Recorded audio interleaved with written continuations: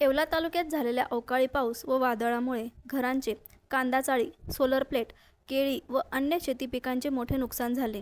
राज्याचे अन्न व नागरी पुरवठा मंत्री छगन भुजबळ यांच्या सूचनेनुसार माजी खासदार समीर भुजबळ यांनी अंदरसूल, बोगटे व देवळाणे परिसराची पाहणी केली. नुकसानग्रस्त शेतकऱ्यांना जास्तीत जास्त मदत मिळवून देण्याचे आश्वासन त्यांनी दिले. देवळाणे येथे वादळी वाऱ्यासह घराचे छत कोसळून 2 वृद्ध महिला व 1 लहान मुलगा गंभीर जखमी झाले असून त्यांच्यावर खासगी रुग्णालयात उपचार सुरू आहेत. जखमींच्या उपचाराचा खर्च राष्ट्रवादी काँग्रेसच्या वैद्यकीय मदत कक्षामार्फत केला जाणार असल्याची माहिती देण्यात आली. तसेच नुकसानग्रस्त घरांची तातडीने दुरुस्त करण्याची सूचनाही समीर भुजबळ यांनी पदाधिकाऱ्यांना दिल्या. काल अतिवृष्टी झाली आणि अतिवृष्टीमुळे जे आहे अचानकपणे मुसळधार असा पाऊस, वारा असं हे सगळं झाल्यामुळे बऱ्याच ठिकाणी जे आहे कांद्याच्या ज्या चाळी, जे साठवलेला जो कांदा होता त्या चाळीच्या जे शेड आहे ते अक्षरशः ते जे आहे कोलमडून गेलं आणि त्याच्यामुळे सगळं पाणी त्या कांद्यामध्ये शिरलं आणि मोठ्या प्रमाणात कांद्याचा साठा केलेला होता.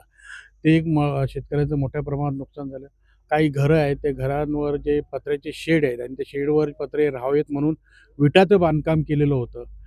ते वारा एवढा जोरात होता की ते पत्रेसुद्धा उडून गेले आणि त्याच्यामुळे विटा ज्या वरच्या ज्या ठेवलेल्या होत्या ते खाली ज्या माणसं जी बसलेली होती, काही म्हातारी माणसं होती, काही आजीबाई होत्या, त्यांच्या डोक्यावर लागलेला मार आहे. तर अशा पद्धतीने त्यांना इजाही झाली आहे, त्यांच्या घराचंही नुकसान झालेलं आहे.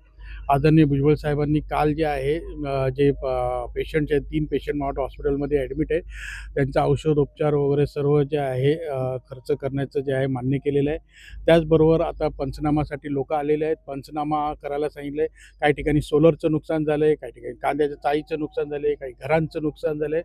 या सर्वांचं जे आहे पंचनामा करून शासनाकडून जास्तीत जास्त मदत कशी मिळवता येईल यासाठी निश्चितपणे आम्ही प्रयत्न करू. त्याचबरोबर आम्ही आमचे सर्व कार्यकर्त्यांनी मिळून जे आहे, कार्यकर्त्यांना मी सांगितलेलं आहे की त्यांनी आता त्या घराची जी आहे त्यांची जरा साफसफाई करून, डागडुजी करून त्यांना त्वरित राहण्यालायक करण्याच्या दृष्टीने जे आहे, काही वरून पत्रे टाकायचे असेल तर पत्रे, फॅब्रिकेशन करायचं असेल तर फॅब्रिकेशन करणे, अशा पद्धतीचं कामसुद्धा करायला जे आहे मी आमच्या सर्व कार्यकर्त्यांना सांगितलेलं आहे. बटाव ऑनलाईन ग्राहक सेवा केंद्र.